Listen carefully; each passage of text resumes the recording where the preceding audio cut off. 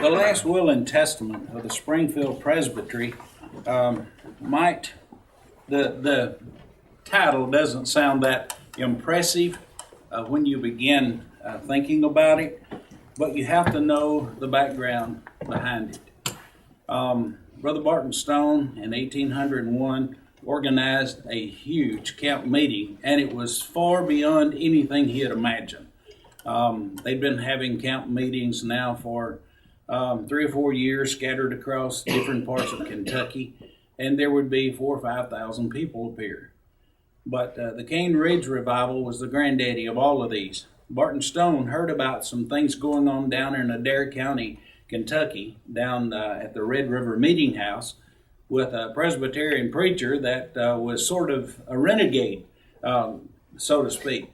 He was one of those that I believe B.F. Hall described as they were Presbyterian, or rather they were ecumenical, or just open to different ways until they got the center down to the front, and then Presbyterianism took over. He was preaching that you could actually make a change, and that would be acceptable to God.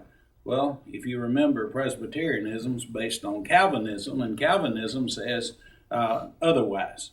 And so he was preaching one thing, and then, in a sense, practicing another right down at the very end. But Barton Stone heard about all this revival stuff that was going on. Adair County, Kentucky had been, it's Logan County, Kentucky. Adairville is the town.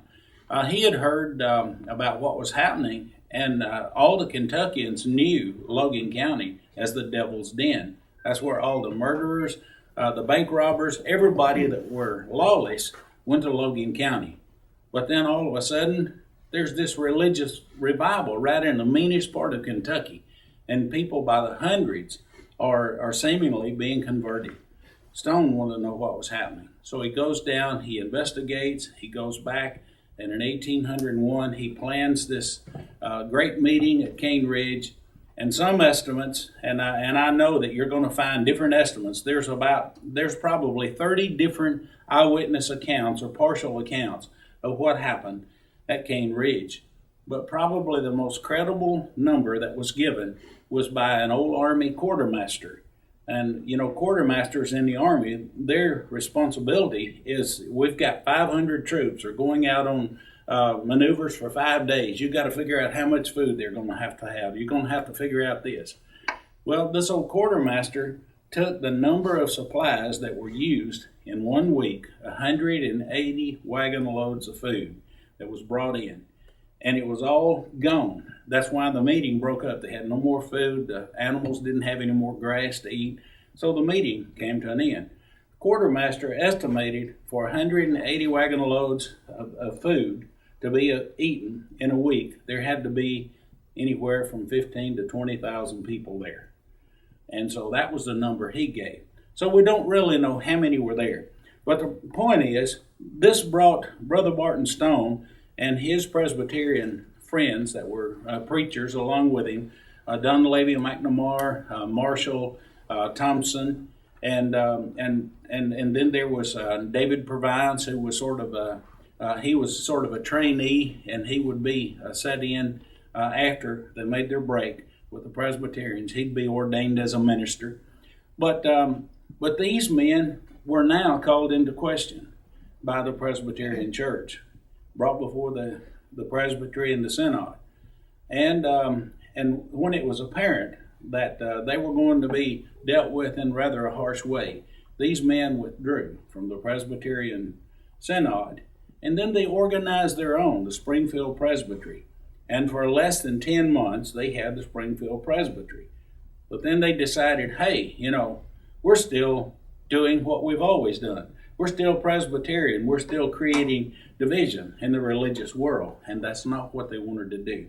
So Barton Stone actually explains in 1826, in his Christian Messenger, he explains what caused them to write this peculiar document that we call the Last Will and Testament of the Springfield Presbytery. He says that when we gave our reasons for dissolving as follows, or we then gave our reasons as following. With deep concern, they viewed the division and party spirit which had long existed among professing Christians, principally owing to the adoption of human creeds and forms of government. While they were united under, and he's speaking in, he's including not only himself but his friends in this. That's why he's using they instead of I or we. While they were united under the name of a presbytery, they endeavored to cultivate a spirit of love and unity with all Christians, but found it extremely difficult to suppress the idea that they themselves were a party separate from others. This difficulty increased in proportion to their success in the ministry. Jealousies were excited in the minds of other denominations, and temptations were laid before those who were connected to them, talking about the presbytery, to view them in the same light. As they proceeded in the investigation of church government, they found that there was neither precept nor example in the New Testament for such confederacies as modern church sessions, presbyteries, synods, general assemblies, and so on. Hence they concluded, while they contained in the connection in which they then stood, they were off the foundation of the apostles and prophets. So after they began thinking about what they were doing as a presbytery, separate from the other presbyteries, they decided that, we're still unscriptural. We're not based on the foundation of the apostles. And Stone says that this is what caused them then to dissolve that presbytery. Now this is all in, he's got in volume 1, he's got several articles from different months on the history of the Christian church in the West. And this is where he explains their intentions. Now, when a man tells you what their intentions was, and he was a part of it, you can't sort of read into that something else. Have to take it for face value. So Stone says that is the reason that they dissolved this Springfield Presbytery. Now, there were events that led up to this. Robert McNamara, who was Richard McNamara, Richard wrote this document that we call the Last Will and Testament of the Springfield Presbytery, because they've been talking amongst themselves saying, look, we're still causing division. We've still got this organization, the very organization that we were against. And so he comes up with this document and presents it to them at Cane Ridge in June of 1804. And they say, hey, you're on the right track. We'll sign this thing. And that's known to us as the Last Will and Testament of the Springfield Presbytery. There's 4 parts to it, and that's what we wanted to talk about. They start out by saying that, well, actually, this is the end of it. This is down toward the end of the document. I didn't want to bring it and read the whole thing, because just reading that other could bore you to tears, and probably did. But they're saying in 4 points down toward the end of this document, the reasons are what they are trying to do. And this sort of lays the groundwork for the Stone part of the Restoration movement. We will, or desire, that our power of making laws for the government of the church and executing them by delegated authority forever cease. So that was point number 1. We're no longer going to make rules and regulations for anybody. We're just going to teach the gospel, and we're not going to come up with all these highfalutin doctrines and what you can do and what you can't do based on what we think. And so the form of government that they were talking about was the Presbyterian Church. And so the Presbyterian Church, they had opposed this. McNamara tells us in his history of the Kentucky Revival that one of their objections to this form of government was that sometimes the leaders of the church, whether they were, well, in their local congregations, they were called elders. And then they were under presbyters and bishops. Higher up, it was a hierarchy. It was a pyramid, sort of like the Catholic Church in a sense, about the way it was structured. And McNamara says that these men sometimes would go out. Some decision had to be made, maybe about a person that was being questioned about his orthodoxy or whatever. Some question would come about, and these people would go out and sit on a log and talk about it, and then come back in, and their ruling was final. The congregation had no say into it whatsoever. Well, to them, this is exactly what Jesus said there wouldn't be, lording it over the flock. And so that was McNamara's description of why they decided to completely leave the Presbyterian Church. So you've got this first thing then, we will that our power of making laws for the government of the church and executing them by delegated authority forever cease. And that's what brought them to that, what I've just described. Well, unfortunately, in our day and time, you get into some of our congregations scattered across the country, and you find almost that very thing where you've got the eldership that's just basically making the decisions without considering anything, the needs or the desires of the congregation. And so Brother Stone and his people said, we're going to stop doing this. So they were going to stop making laws for the church. The second one, we will or desire that candidates for the gospel ministry henceforth study the Holy Scriptures with fervent prayer and obtain license from God to preach the simple gospel with the Holy Ghost sent down from heaven, without any mixture of philosophy, vain deceit, traditions of men, or the rudiments of the world. So you see, before this, the presbytery or the synods were the ones that ordained these men and gave them permission to go out and preach.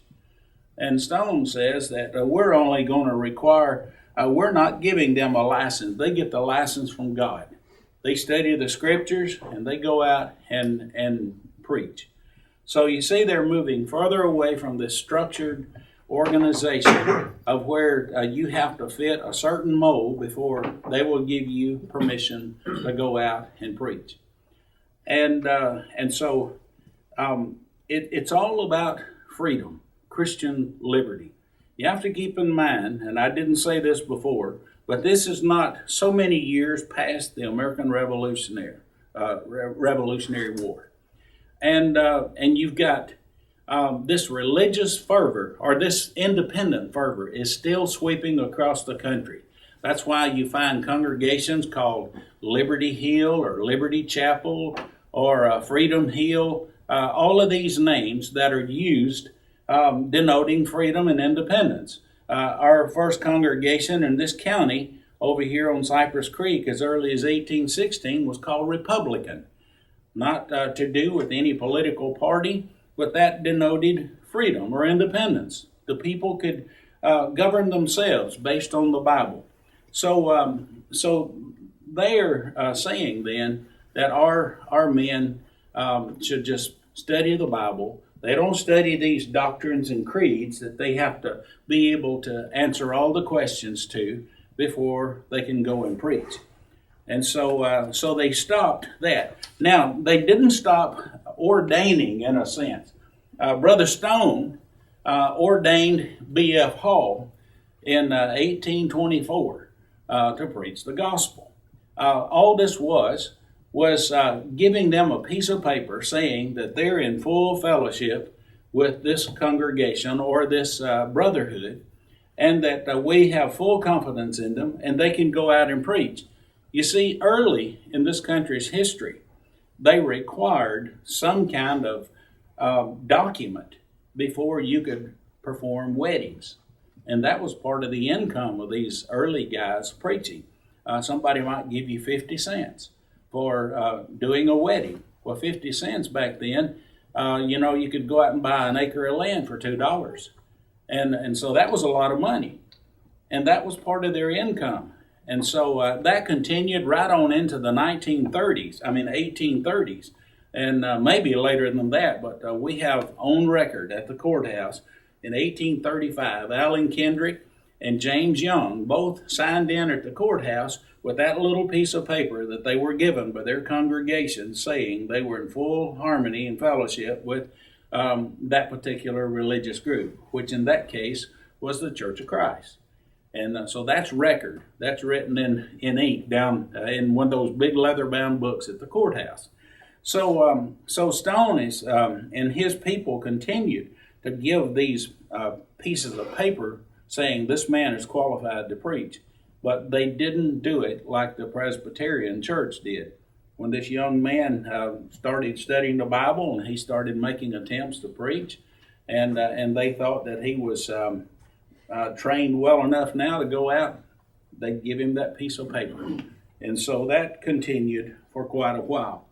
The third point that they made was, we will or desire that the Church of Christ resume her native right of internal government, try her candidates for the ministry as to their soundness in faith, acquaintance with the experimental religion, gravity and aptness to teach and to admit no other proof of their authority but Christ speaking in them.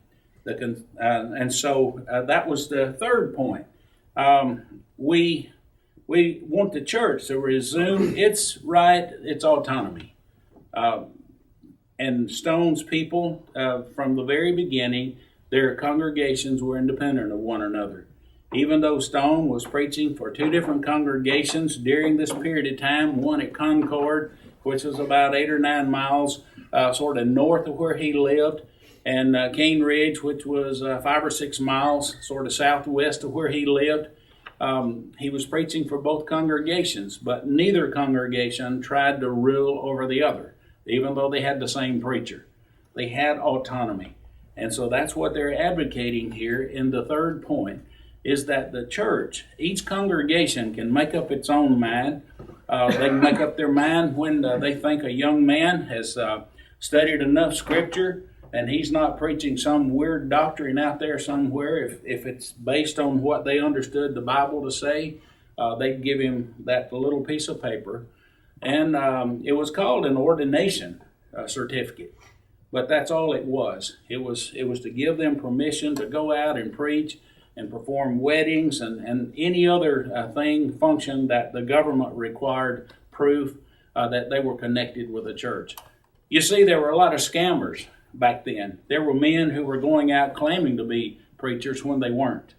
And so they might go in and do this and that and get a little money and then show up somewhere else as something else, a tailor or something, not even connected with a religious group. So there were scammers, and that's probably, I don't know for sure, but I suspected that's probably why the government required these certificates from local congregations saying this man is one of ours.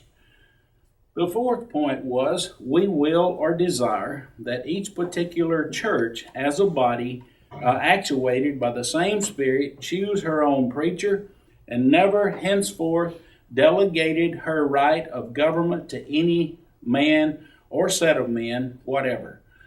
You see, in the Presbyterian organization, and most where they have an organized kind of body above them, as the local congregations don't get to choose who preaches for them. You take whoever comes. This was one of the big objections to the missionary society in the early days, and lo and behold, it became exactly what Lipscomb and other men feared. It became a governing body, and I can speak. I knew David McWhirter, who for years was the archivist at the Disciples Historical Society. David's wife was chosen by the disciple body to preach for those people in Waynesboro, Tennessee. They'd never had a woman preacher before, and they liked to go through the ceiling when she came and started preaching for them. And some of those people actually left and affiliated themselves with the Church of Christ just across the street, because they didn't have a say in the matter. You see, she was sent to them, and they basically said, we've made the decision. You can like it or, lump it. She's your preacher. Well, right out here at Killing, the same thing happened about 2 years ago in the Methodist Church there, who's organized very much the same way. So Stone and his people were saying the congregation ought to have the right to choose their own preacher. And so these were basically the 4 points. In other words, autonomy of the congregation, and we don't have the right to have these organized groups above us that tell many congregations what to do. It was all about religious freedom. And those 4 points were basically what guided the Stone part of the movement for many, many years. And even after they connected with Alexander Campbell about 1832, they had blended together as one movement. This was still part of the principle in the Stone part of the movement, where Stone's influence was still very much felt. And that's why the churches in North Alabama, especially here in Middle Tennessee, began to take on sort of a different look than some of the churches in other parts of the country, because of that heavy Stone influence that was sort of guided by these 4 principles that they set forth in the last will and testament.